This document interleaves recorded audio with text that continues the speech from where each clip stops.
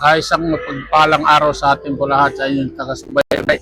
Lalong-lalo na dito sa bayang ng Talisay kung saan dinaos natin ang 27 ng anibersaryo ng bayan ng Talitay. Ito po dapat ay kahapon June 26 pero na-remove natin dahil Friday.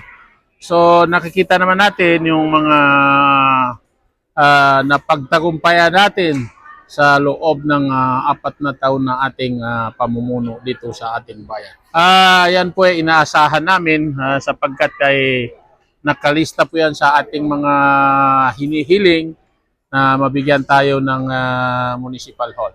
Yung public market, ongoing yata, binibid na para this 2026 maisakatuparan na yung public market. At saka lahat ng barangay hall sa aming bayan para ma-complete.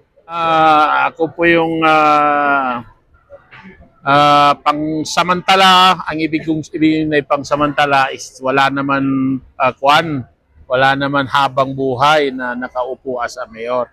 So tayo po ay nabigyan ng unang panalo noong 2022, pangalawang panalo noong 2025. So sa ibig sabihin nun, sa 4 na taon nating pamumuno dito sa ating bayan, maisalarawan natin itong bayan ng Talitay na isang bagong tatag o masabi natin na galing sa hindi masalimut na pangyayari.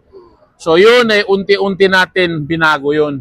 Kung anumang nakaraan sa maraming taon, anumang nakaraan dito sa aming bayan, ay isa sa natutunan namin na ang pinakamaganda ay pagkakaisa at pagkatulungan ng mamamayan.